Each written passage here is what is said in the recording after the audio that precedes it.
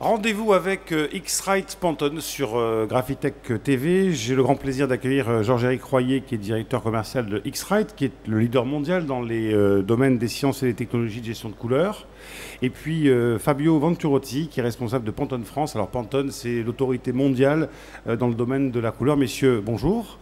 Prenez vos micros. Bonjour. On va d'abord faire quelques présentations. X-Rite, dites-moi, vous êtes donc sur le salon, bien évidemment. Parlez-moi un petit peu de cette entreprise. Alors X-Rite est le leader mondial des solutions de contrôle et de gestion de la couleur. On peut parler du nouvel X-Rite, puisque un tout petit peu d'histoire pour nos téléspectateurs. En 2006, vous avez eu une fusion entre deux constructeurs, le Suisse européen Gretag Macbeth et donc l'américain qui était également très présent sur le continent asiatique, X-Rite. Voilà, les deux se sont rencontrés, ont fusionné et en l'occurrence ont eu la bonne idée de s'associer l'année suivante avec mon collègue Fabio pour Pantone. On peut, avant de voir effectivement l'historique de Pantone, on peut expliquer en quoi la gestion des couleurs dans la chaîne graphique est importante, comment elle a évolué et quelles sont les attentes de vos clients et bien sûr des clients de vos clients. Bien sûr, tout à fait. Alors la problématique, c'est simple. C'est juste avant de venir, j'étais avec deux photographes qui me racontaient leurs exploits photographiques au fin fond du Grand Canyon, où vous imaginez donc les nuances d'orange, de rouge, etc. Et quelle frustration lorsque donc ces deux photographes reviennent, découvrent leurs images plus du tout dans le même registre de couleurs, dans la même tonalité sur leur écran de qualité graphique pourtant acheté très cher, et aux surprises lorsqu'ils vont faire pomme P ou CTRL P donc pour imprimer cette même couleur, alors là c'est le choc, là c'est on m'a trahi, trahison, etc. Voilà. Donc situant cette problématique, aujourd'hui nos solutions permettent de résoudre cette incohérence et rendre cohérent, on va dire, la couleur depuis le départ jusqu'à la fin, quelle que soit la position dans la chaîne graphique où on se situe. Voilà, donc là on est au cœur du sujet de cette émission. Fabio, donc vous êtes responsable de Pantone France. Pantone France, je le disais, c'est l'autorité mondiale dans le domaine de la couleur. Un peu d'histoire, je crois que le nuancier a 50 ans, c'est ça? Voilà, cette année, on a la chance, on fait la célébration de nos 50 ans. Le fondateur, à l'époque, a constaté dans le monde de l'impression, il n'existait pas une standard couleur pour communiquer entre les fabricants d'encre, les imprimeurs. Donc il a eu la vision de créer un nuancier avec 500 couleurs à l'époque pour donner à ces experts dans ce domaine d'être capables à communiquer la couleur entre eux. Aujourd'hui, le nuancier, le fameux nuancier, le Pantone Guide a évolué. On a 1600 couleurs. Et un peu comme Georges-Éric, mon cousin à X-Rite a évoqué avant, aujourd'hui on n'a pas que besoin d'une standard visuelle, on a aussi besoin de numériser cette couleur pour avoir un contrôle dans la chaîne graphique. Ce qui veut dire, question un petit peu de novice entre guillemets, ce qu'on avait visuellement avec le Pantone à l'époque, on l'a aujourd'hui en numérique, on peut dire qu'on a les mêmes références, on arrive à avoir les mêmes références? Oui, disons, un référence numérisée, c'est quelque chose qui peut être sauvegardé, qui ne va pas se déformer en temps. Et aujourd'hui, les gens dans les arts graphiques vont utiliser des instruments pour mesurer les standards et pour assurer que les sorties soient sur des imprimantes numériques, offset, grand format, sortent de la couleur du même manière, du même qualité. Donc en utilisant ces formats numérisés, on a la possibilité de mesurer un standard et de trouver les écarts entre ce qui doit sortir et ce qui sort. Stratégiquement, à quoi a correspondu ce rapprochement avec X-Rite? C'était une brique de plus de compétences. Stratégiquement, pour vous, ça a correspondu à quoi?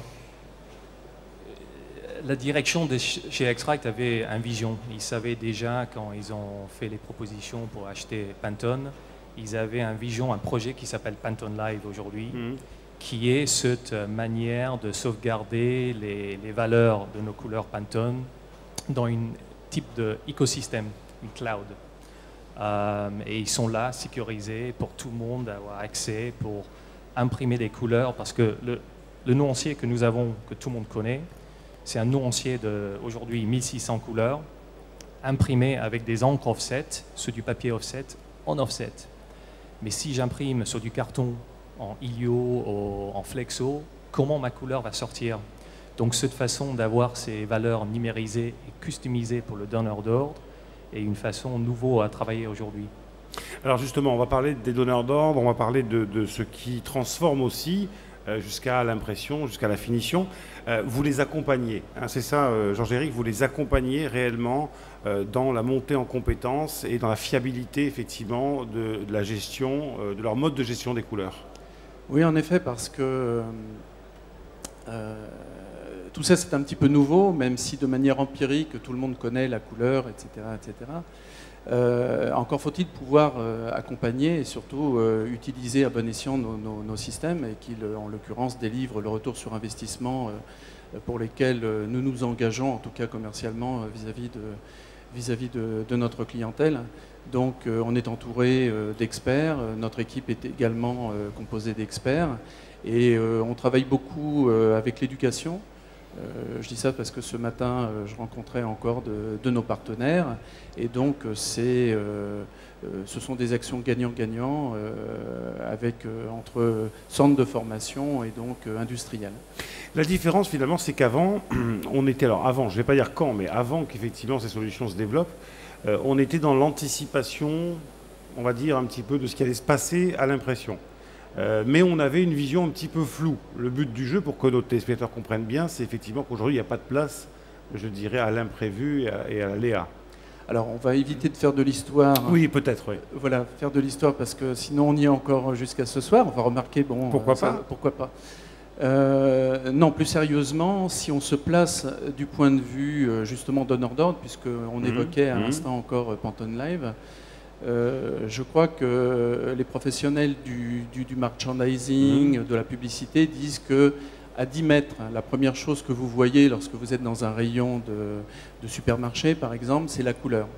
À 4 mètres, la forme. Et enfin, c'est lorsque vous avez le produit dans les mains que vous découvrez exactement les détails du produit que vous allez acheter ou pas, etc. etc. Donc, c'est clair que quand on va parler de rouge à Coca-Cola, je pense que ce sont des choses qui vont marquer les esprits, etc. Donc, là, pardon de vous couper, mais c'est sûr. très important parce que là, il y a une dimension, bien sûr, marketing et économique qui est très importante. Alors, on prend l'exemple de Coca-Cola, qui est finalement un leader, enfin un acteur mondial, mais même un produit de niche qui perdrait sa couleur originale à cause d'un packaging mal fait, mal boutiqué. Ça pourrait avoir des conséquences sur son niveau de vente et sur la reconnaissance par le consommateur du produit. Absolument. Je citerai pas la marque parce que... Oui, mais allez-y, donnez-moi un voilà, exemple. Je me souviens d'une campagne de Marlboro.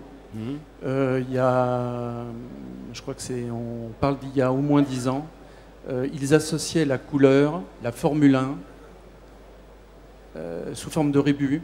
Il y avait rouge plus Formule 1 égale, et on devait trouver, en l'occurrence, Marlboro. Enfin, c'était évident, puisqu'à l'époque, il n'y avait pas la censure au niveau des médias sur alcool, tabac, etc., etc.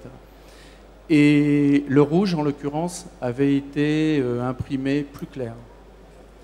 Ce qui n'est pas précis pour un professionnel de la couleur, mais bon, pour faire simple, voilà, ce rouge avait été imprimé de tonalité moins claire. Et je ne sais pas si vous fumez vous-même. Enfin, malheureusement, bon, oui. Les ventes de Cravenna, puisqu'en l'occurrence le rouge de Marlboro correspondait exactement au rouge de Cravenna, donc là je m'adresse aux fumeurs, avait augmenté, et celle de Marlboro en l'occurrence avait légèrement chuté à cause de ce problème de couleur. Donc on comprend les enjeux. Oui, et donc voilà, la couleur se permet de se distinguer par rapport à la concurrence, d'exprimer la qualité. Récemment, c'est quelque chose de nouveau, mais on peut même déposer une couleur. Donc il y a des structures qui ont... Il existe encore des couleurs disponibles ? disons, les couleurs qui existent. Donc, si je prends un exemple de Cadbury qui font des chocolats, ils ont un packaging très distinct, violet. Et je pense que Nestlé a essayé de lancer une gamme de chocolat avec la même couleur. Et Cadbury, ils ont litigé et ils ont gagné dans les tribunaux. Protection, effectivement, de la propriété intellectuelle. Voilà, parce que il y a une forte association avec le violet, avec une marque de chocolat. Bien sûr. Donc, évidemment, on peut l'utiliser avec des autres. Un autre exemplaire, c'est avec EasyJet, qui ont essayé de lancer une gamme de télécommunications. On peut imaginer qui n'était pas trop content de ça, mais Orange eux-mêmes. Et EasyJet, ils ont dû utiliser leur deuxième couleur de marque, qui était un gris, pour promouvoir ce service. Donc, la couleur devient de plus en plus importante pour les marques et les donneurs d'ordre. Alors justement, vous me tendez une perche en disant Orange, en prononçant ce mot, c'est que là on parle de l'industrie graphique, mais je sais que vous en souvenez certainement, Orange, donc l'opérateur téléphonique, quand il a commencé ses campagnes en télé, avait une couleur, sa couleur orange, qui est quand même non seulement la couleur qui porte le produit, mais le nom aussi de la marque du produit, et ça bave. En audiovisuel, ça bave. Est-ce qu'aujourd'hui, on peut dire qu'un jour, on arrivera avec la définition, avec le très haute définition, à avoir des couleurs qui ne bavent pas, donc contrôler aussi la couleur dans l'audiovisuel? Et est-ce que vous travaillez sur ces sujets? Oui, en effet, vous avez exactement le principe premier est rigoureusement le même. Parce que là, on a un RVB en télé, c'est rouge, vert, bleu, c'est ça? Oui, tout à fait. C'est MJN pour l'édition. Tout à fait, c'est le même RVB en l'occurrence qu'un écran de qualité graphique utilisé par ces photographes ou les gens du pré-presse, du pré-média. Et nous démarrons, enfin ça fait déjà plusieurs années que nous travaillons avec les fabricants dans l'audiovisuel pour étalonner ces écrans. Je ne suis pas en charge de ce... Voilà, mais X-Rite travaille sur ces sujets-là. Tout à fait, bien sûr. Que vous disent les utilisateurs? Alors je parle plutôt de tout ce qui est PAO, enfin tout ce qui est pré-presse, etc. Qu'est-ce qu'ils vous disent dans les améliorations que leur apportent vos solutions? Déjà, c'est une... Comment les appréhendent-ils? Comment se les approprient-ils? Bon, alors déjà, à l'époque, rappelez-vous du Molière qui fait de la prose, du bourgeois gentilhomme qui fait de la prose, etc. Aujourd'hui, tout le monde fait de la gestion de la couleur. Les gens qui ne font pas malheureusement de la gestion de la couleur, c'est tout simplement parce qu'ils n'ont pas été éduqués, informés, formés, etc. etc. Donc, c'est un petit peu comme quelqu'un qui découvre, comment dirais peut-être pas le Graal, mais en l'occurrence, comment on peut l'aider simplement. Donc, évidemment, on va lui faciliter la vie, on va faire les bonnes présentations couleurs, on peut supposer que les épreuves soient sorties excellentes la première fois, etc. Donc, c'est véritablement une aide, c'est pas du tout une contrainte. Et ces solutions sont, vous parliez du cloud tout à l'heure, en SaaS en fait. Elles ne sont pas, comment dire, pluguées sur les machines. Elles sont disponibles via le web. Alors on parle de deux choses en fait. Quand on va parler d'Open Live, là on va parler de fait de cloud, etc., de technologies nouvelles. Pour autant, la gestion de la couleur sur un poste, un écran de qualité graphique par exemple, c'est aujourd'hui vendu par des acteurs comme Amazon. C'est 100 €, désolé d'être, mais bon, pour être concret, c'est 100 € TTC, disponible sur Amazon. Et aujourd'hui, c'est même à la portée, certes, des professionnels, mais des amateurs avertis. Voilà. Oui. Ouais, je voulais juste dire, je pense qu'entre les deux sociétés, on a vraiment démocratisé la couleur. Les solutions qu'à l'époque nécessitaient un expert de venir payer pour la journée, on peut le faire nous-mêmes. À condition de bien étalonner ces écrans aussi quand même. Ça commence avec l'écran. Ça c'est votre fenêtre sur le monde si vous êtes graphiste. Voilà. Un dernier mot sur la suite. Vous faites de la R&D, j'imagine. Comment on peut aller encore plus loin? Vous avez des idées? Alors on parle beaucoup de texture. C'est-à-dire que la couleur aujourd'hui, disons que c'est achevé, donc on a résolu. C'est bon, là on maîtrise. Voilà, le rouge est bien à Coca, le bleu à Pepsi, etc. etc. Maintenant, on va avoir cette notion d'état de surface. Imaginez par exemple une pièce de plastique, donc on va faire un effort d'imagination, une pièce de plastique, vous la divisez en deux de manière un petit peu idéal. Une surface sera lisse, l'autre grainée. Et la couleur ne sera pas la même. Et la couleur ne sera pas la même, alors que je viens d'expliquer que c'est logiquement, exactement, voilà, logiquement, c'est la même. Et alors, donc ça veut dire que la Voilà. couleur sur du coucher, c'est bon, et sur les nouveaux supports, ça pose problème? Tout à fait, tout à D'accord. fait. Donc là, en l'occurrence, on va rentrer cette notion nouvelle après le LAB, après donc le langage colorimétrique, on va y ajouter la texture. Et je pense que demain, on aura des outils qui, en fonction, je prends un exemple classique, puisqu'on l'a déjà, un fabricant d'automobile, on va en choisir un évidemment français, et qui voudra par exemple appairer la couleur d'une sellerie intérieure d'une voiture avec une peinture métal, bon, de matières totalement différentes, et on aura l'outil magique qui dira voilà, si tu veux la couleur C'est pour ta ça. sellerie matchée, C'est telle tu référence. vas voilà, utiliser telle référence de couleur. Il y a un standard colorimétrique qui existe. Hein. L'idée, c'est ça, c'est quand même d'avoir sur un seul et même site de production, avoir exactement le même standard. On parlait d'automobile, ça peut être ça, c'est dire mes sièges, c'est telle référence colorimétrique, ma carrosserie, c'est pour avoir la même couleur, telle référence. C'est ça l'idée. Oui, l'idéal, il y a déjà eu des projets dans le passé qui ont été même aboutis.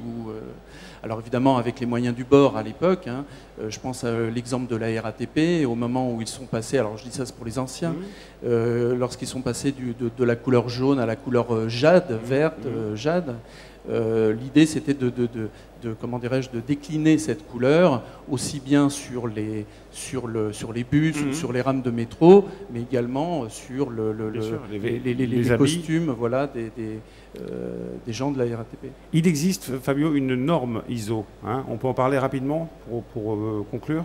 Le norme ISO 1200, je pense que Georges... 12147, Voilà. non, c'est ça? Donc c'est la norme ISO donc pour les imprimeurs 12647-2. Voilà. Ouais. Donc ça c'est la norme du rendu colorimétrique. Alors exactement, le fil rouge, si je puis dire, et je prends encore un exemple de rouge. couleur, je m'en excuse.